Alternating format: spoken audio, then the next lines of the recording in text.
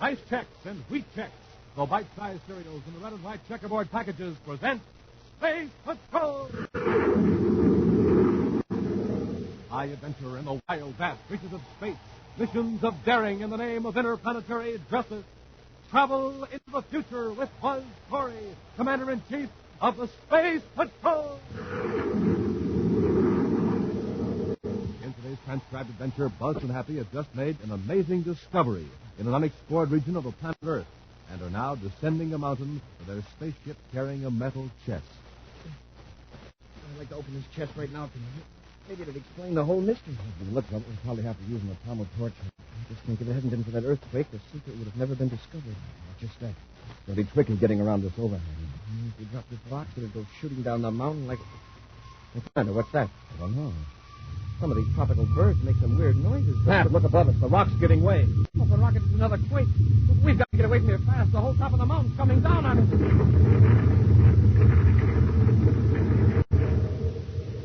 We'll return in just a moment with today's exciting Space Patrol adventure, The Strange Voyager. Space Patrollers, this is the very last time we can offer you our sensational cosmic rocket launcher. Right, Hap? Right. So if you haven't sent for yours yet, you better do it right now. Gang, you can float it or fly it. Smoking rockets, you sure can have a lot of fun with the Space Patrol Cosmic Rocket Launcher. Here's what you get. A swell red and yellow plastic rocket and a neat snap-on scout car. A stainless steel launching gun and a break-proof guide cord 33 feet long. To fly it, you just press the trigger on the launching gun, and down the guide cord, the rocket flies lightning fast. It hits its target and automatically releases the snap-on scout car. To float it, you remove the rocket from the steel launching gun, detach the scout car, fill up a tub or basin with water, and send the rocket scooting over the surface. And Space Patrollers, don't forget, there's a special place inside the scout car for secret messages. Now, you can set up a window-to-window communication system with a pal next door. Jumping Jupiter, owning a cosmic rocket launcher means fun for you. Now, don't miss out. Remember, this is the last time we can tell you how to get one. Go ahead, Captain Two-Fells. Tell them how. Just send a Rice Chex or Wheat Chex box top, together with your name and address and 25 cents in coin, to Space Patrol, Box 686, St. Louis, Missouri. Don't forget your 25 cents. That's Space Patrol, Box 686, St. Louis, Missouri. This offer good only in the USA and may be withdrawn at any time. And now, today's Space Patrol adventure, The Strange Voyager. The city of Amazonia is known throughout the solar system as the largest spaceport on the South American continent. From the reclaimed forests, jungles, and plains of the vast Amazon Valley, food supplies pour into Amazonia for shipment all over the Earth and to other planets as well. A recent earthquake centering a few hundred miles from the city has caused damage to some outlying settlements and commercial installations. Commander Corey and Happy are in Amazonia, ostensibly to supervise relief operations, but chiefly to investigate a mysterious signal that has baffled communications experts. While Happy monitors the spacephone receiver, Buzz heads the Terra-5 toward the point where the last mysterious signal was heard. Below them, the lush forests have given way to dry, straggly brush, clinging to the slopes of mountains. We're close to the source now, Hap. It's somewhere in the range right ahead of us. The signal will be popping on pretty soon, sir. 14:35, just 25 and a half hours since the last signal. I've got the direct indicator all set for you. The instant the signal sounds, we'll pinpoint the transmitter. We'll get a few seconds to go. It ought to be coming through now. Are you sure you've got the exact frequency? Yes, sir. I've got the scanner on just in case. Strange. For the last few days, that signal has hit in a 25 and a half hour interval with a split second. Well, if somebody's stranded out here, maybe they'll see our ship and contact us. It could be anywhere within a 50 square mile area. Look at that peak over there to the left. See that raw star on the side? Yes, sir. The earthquake must have caused a landslide there. Yeah, it really shook things up out here. There's a spaceship down here. Maybe that's where the signal's been coming from. The ship must be stranded. Whoever's down there must have been unable to send a regular distress call. The signal was probably from an automatic transmitter. Now it's cut off. We'll land and investigate. A moment later, Buzz lands the Terra-5 close to the other spaceship. He and Happy climb down the ladder and make their way toward the private cruiser. It sure looks deserted, Commander. Well, this is an awful thought, but And whoever was in that ship might have been trapped by the landslide. I don't think so. If the ship had been here when the slide occurred, it would have been partly buried. The cruiser landed later. Yeah, you're right. We'll go aboard and look around. There's someone up on the mountainside. Yeah, and he's coming toward us. Ahoy there! Commander, do you see who that is? Yes, it's your talkative friend, Herbert Harrison, the fellow who works for Universal Biological. Yeah, the guy who got on my ear back at the communications center. Of all the people to run into clear out here. He's pretty excited. Look at him bound down that mountain. He'll break his fool neck if he isn't careful. Commander. Oh, I couldn't be happier to see anyone. This is amazing. How did you happen to come here? We were on a routine search and saw your ship. Thorne and I were looking for biologicals. Thorne is my pilot. We were landed here to get some soil samples, and we came across this thing up there. Now, calm down, Harrison. What thing? Oh, wait till you see it. It's in sort of a cave. Thorne's out there now. What's up there? Oh, you won't believe it till you see it. Come on. Oh, well, can't you tell us what it is, Mr. Harrison? All I'm going to say is prepare yourself for the shock of But here we are, Thorne. Gives me the fidgets. Oh, Commander Corey, this is Matt Thorne. Matt, this is Kidatapi. How do you do? Now, what's this mystery? Right there, just inside the cave.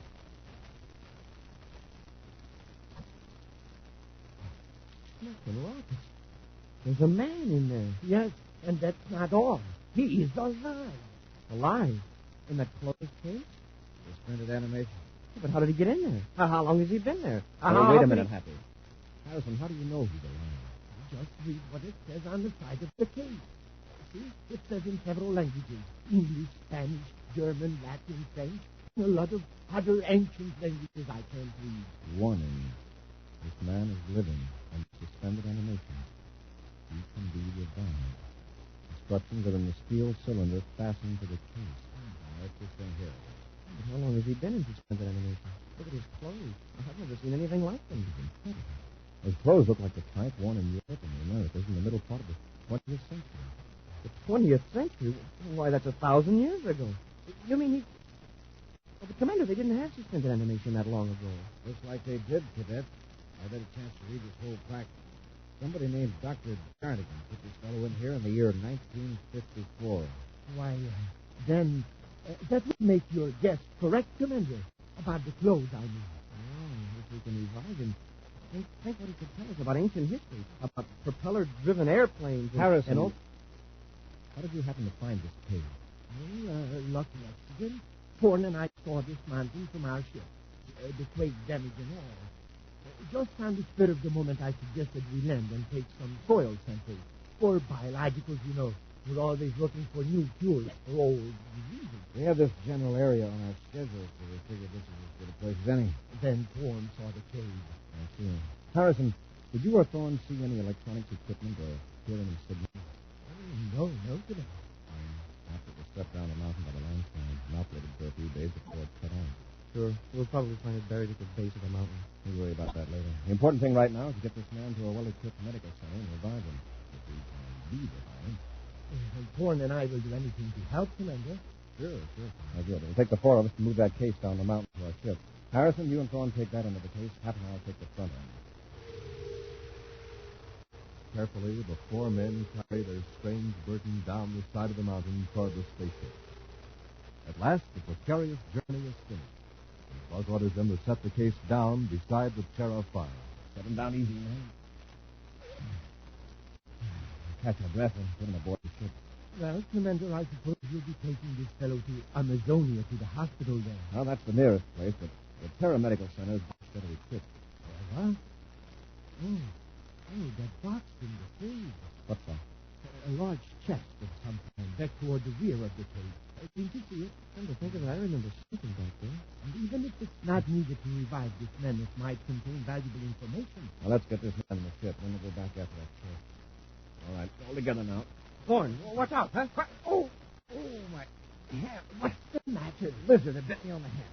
I tried to warn him, sir. The lizard was right there by the corner of the cave. It's a poisonous variety, Thorne. We'll have to have that hand attended to right away and Hap go aboard the ship and get the first aid kit. No, I'll be all right. That bite could give you a lot of trouble. It'll only take a minute to run a blood test, and we'll know how to treat it. No, never mind. I'll be okay. Commander, I'll take care of him. After all, my firm manufactures miracle drugs. I'll see that Thorne's hand is taken care of. I have complete facilities aboard my ship. Sure, Mr. Harrison will fix me up. Of course. In my work, I have to be prepared for poisonous insects, plants, reptiles, everything. Thorne has had worse accidents than this. That's right, Commander. I'll be okay. All right, Harrison. You fix Thorne's hand. Happy and I'll go after the chest. Come on. Yes, sir. Nice work. As soon as we get out of sight, we'll load the case in our ship and blast off. Great. We've got to make sure no one will ever look for us or for our sleeping friend. And then get rid of Corey and the cadet. Quick, now let Baxter use the disintegrator. Don't be a fool, Thorne. I'll wait till they're on their way with the chest. Then I'll use the disintegrator to start a landslide. And then it'll look like an accident. Exactly. Now get in our ship and treat that hand of yours. I'll dispose of Corey, and no one will ever know about the secret in the case. We'll return to Space Patrol in just a moment. Hey, gang, I'm sure glad you tuned in today because this is positively, absolutely the last time I can tell you about the terrific Space Patrol Cosmic Rocket Launcher. And you're just in time, too, for the big Cosmic Rocket Race. Now, targets are all set up, and 3 of my Space Patrol pals are lined up behind the triggers of their new Cosmic Rocket Launchers.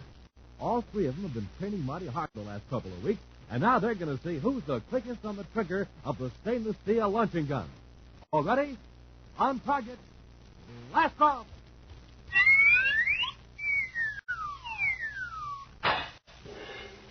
Wow, Space Patrollers, you should have seen it. 3 rockets traveling down 3 guide cords, hit the target, and wham, automatically released the scout cars. And was it a close race? Say, here comes the winner. Let's ask him how he got so fast on that launcher trigger. Practice, Captain. He felt over and over. You know, the rocket and snap-on scout car are breakthrough plastic. You can shoot the rockets as often as you like. And the nylon launching cord, that's breakthrough, too. And for real trigger action, there's plenty of it. Packed right into that steel launching gun. Yes, you bet there is. And Space Patrollers, you're in for plenty of action, too, when you get a cosmic rocket launcher of your very own. But you better hurry, because this is the very last time I can tell you how to get one. Yep, the last time on Space Patrol for the cosmic rocket launcher. So right away, today, send a rice check or wheat check, box top, together with your name and address, and 25 cents in coin, to Space Patrol, Box 686, St. Louis, Missouri. Don't forget your 25 cents. That's Space Patrol, Box 686, St. Louis, Missouri, and hurry! And now back to our Space Patrol adventure, The Strange Voyager.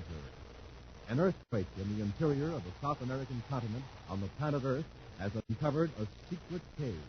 In the cave, Buzz and Happy have found a transparent plastic case containing a man who, according to an inscription, has been in suspended animation for 10 centuries. With the help of Herbert Harrison and Nat Thorne, who claim to be employees of a firm specializing in biologicals, Buzz and Happy carry the case down the mountain to their spaceship. Then the 2 space patrollers return to the cave to retrieve a metal chest. Right now, Buzz and Happy are working their way down the mountain with a heavy box, unaware that Harrison plans to cause a landslide with the disintegrator. Watch your step. It's going to be tricky getting around this overhang. Yeah, if we drop this box, it'll go bouncing down the mountain. Commander, what's that? I don't know. Some of these tropical birds make some weird noises, but... Pat, Commander, look up above it. The rock's giving way. That's a rock. It's another quake. The whole top of the mountain's coming down, and pressed back against this overhang. What if the rock doesn't hold? It's our only chance. Hold tight.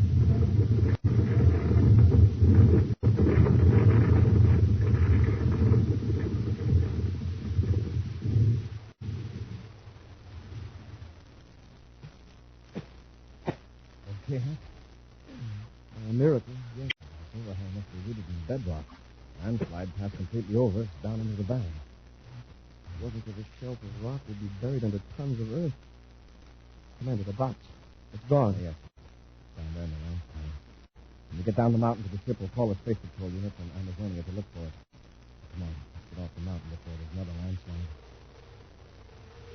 Meantime, at the base of the mountain, Herbert Harrison clutches his disintegrator and peers intently at the swirling clouds of dust following the landslide. As the dust settles, Matt Thorne, Harrison's pilot, steps out of the private cruiser and walks toward the plastic case containing a man who's been sleeping for 1,000 years. Thorne, Where are you going? Chase into our ship. That can wait. Look. Corey and the cadet. Yes, they survived the lens strike. Let's finish him off with a disintegrator. No, not now, you idiot.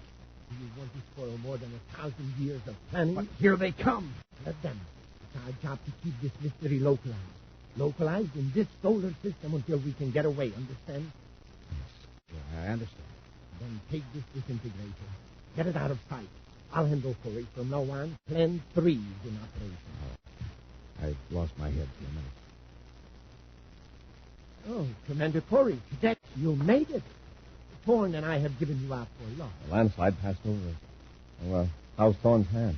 Well, he's breathing now, Commander. Nothing to worry about. He'll be all right. I appreciate your help, Harrison. Happy now I'll be able to handle things ourselves from here on. But the man in the cave, can you manage? Yes, sir. We'll get him aboard Terra 5 and blast off. Now, let's go. Many hours later, in an operating room at the Terra Medical Center, Buzz, Happy, and Dr. Nathan Andross stand around the plastic case containing the figure of a man. Nearby is an open cylinder. The transparent plastic cover of the case has been removed. Buzz, Happy, and the doctor gaze intently at the placid features of a man who may have been sleeping for 1,000 years.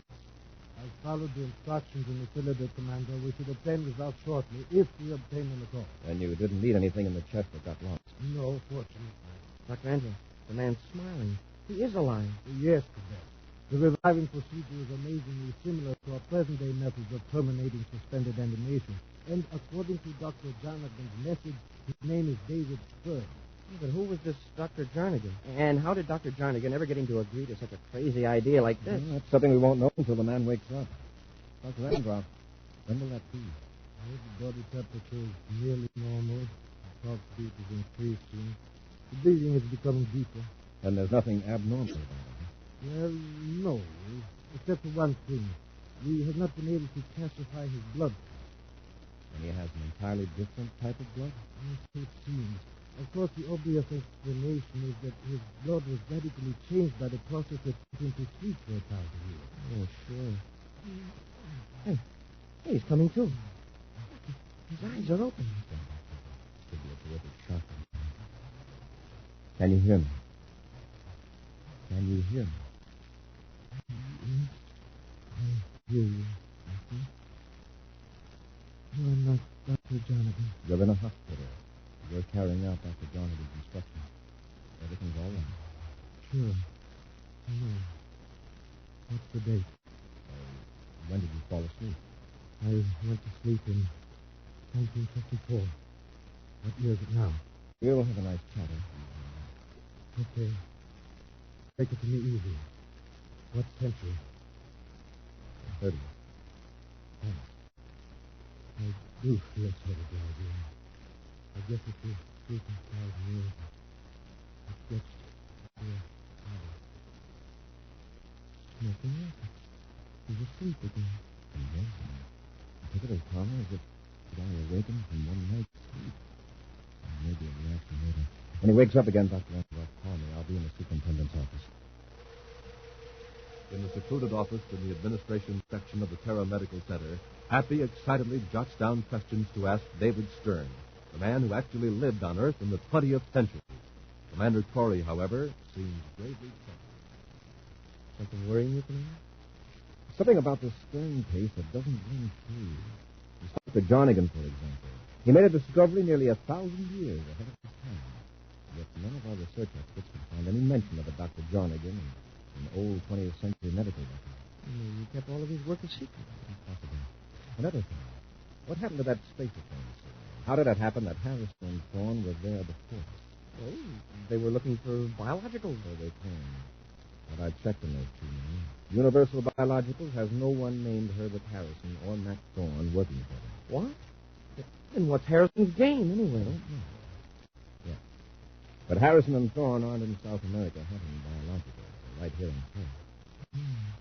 And you think they were in Amazonia for the same reason we were, to find the source of that signal? I think they found the transmitter and destroyed it. What? Commander, Something terrible. Yes, Dr. Enroth, what is it? The David Stern, he has disappeared. Disappeared? I thought you locked that room, Doctor. I did lock it, but the lock has been destroyed. There's a big hole in the door where the lock was.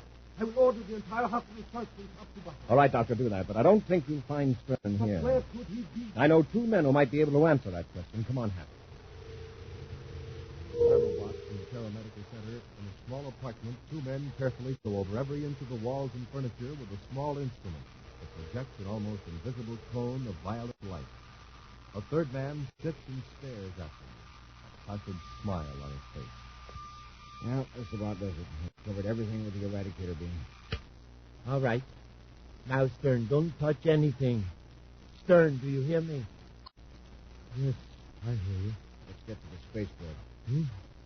Oh, sure. What's the matter with you? Don't you realize you're going home, back to Vega, after 1,000 years in the solar system? That's probably what he's been dreaming about. Hey, Stern? No. No, I was dreaming, but not about home. For 1,000 years I've dreamed. And what wonderful dreams. There's nothing anywhere in any galaxy as beautiful as those dreams. We've got a job to do. When we get to Mars, we'll get aboard our star drive ship and head for Vega with all the information Thorne and I have gathered. The United Planets won't know they're in danger until our task force hits them. Look at that. Get Stern into the next room. Go on, Stern. No one must see you here. All right? I'll tell you about my dream later.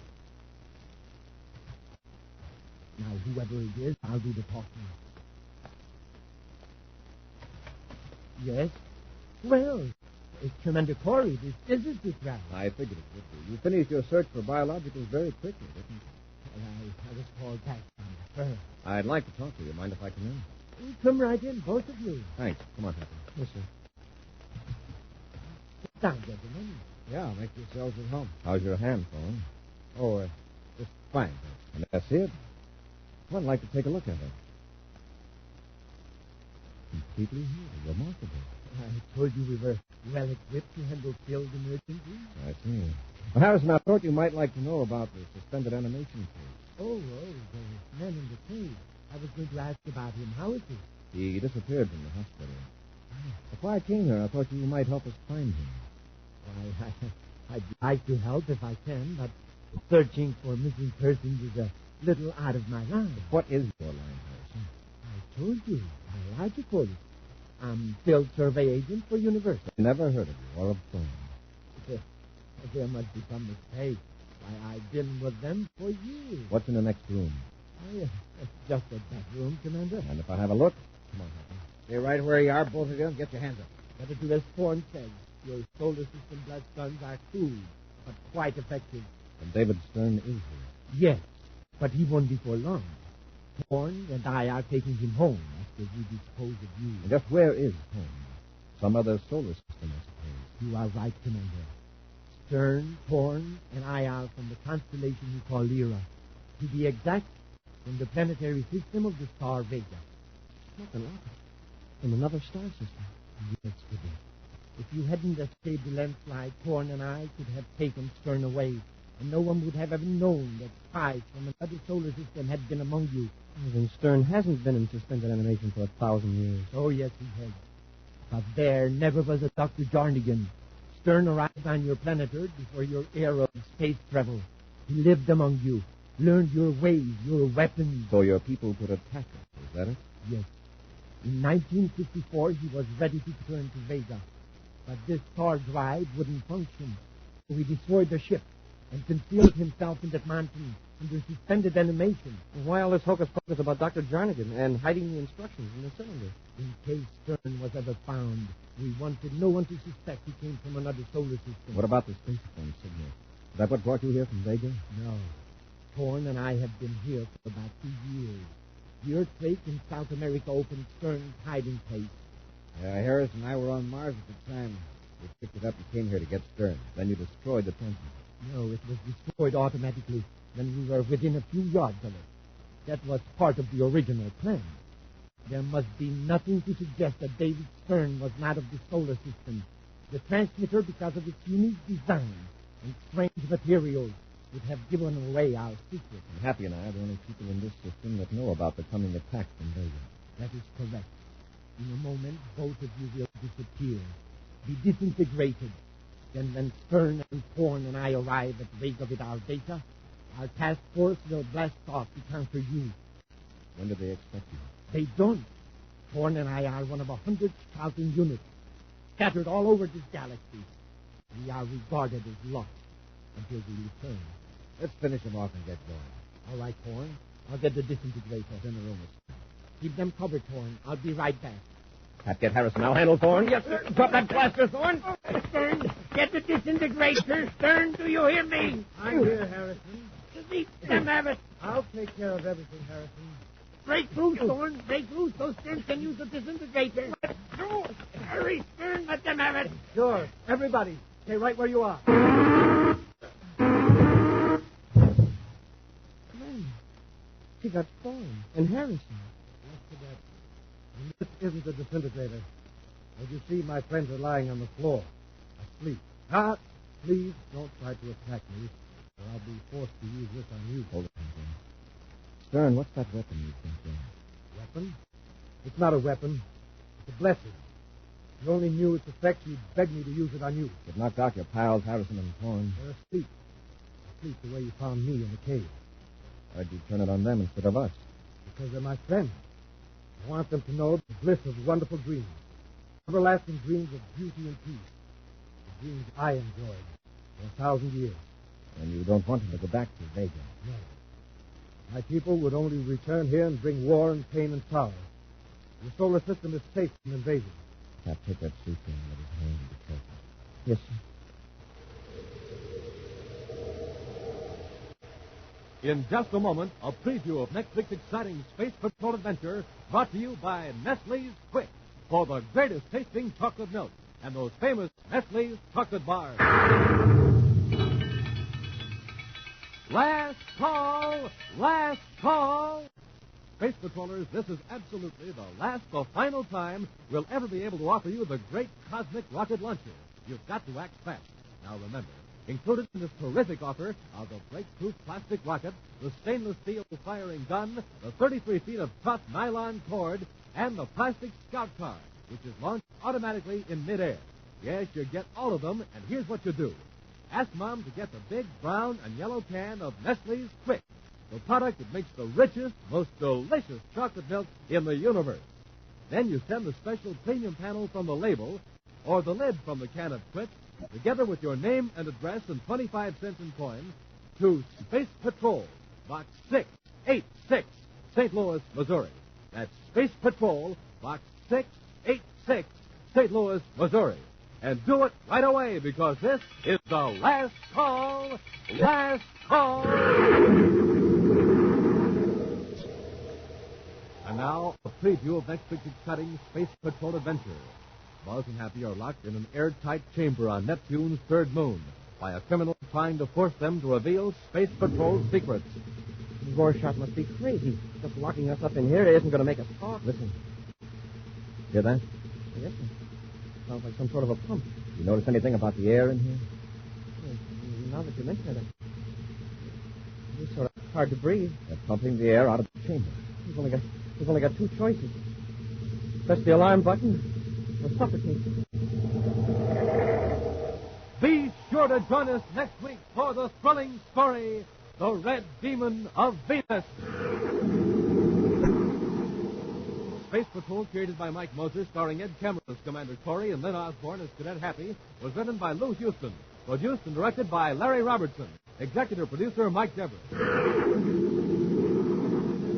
Other players were Bela Kovacs, Norman Jolly, and Jan Arban. Dick Tufeld speaking.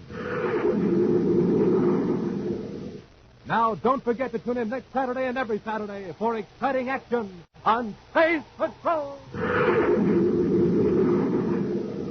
Space Patrol was brought to you today by Rice Chex and Wheat Chex, the bite-sized cereals in the red and white checkerboard packages. Be sure to see another exciting Space Patrol program on your local ABC television station. Consult your newspaper for time and channel. This program is broadcast to our armed forces overseas through the worldwide facilities of the Armed Forces Radio Service. Space Patrol came to you transcribed from Hollywood. This is ABC Radio Network.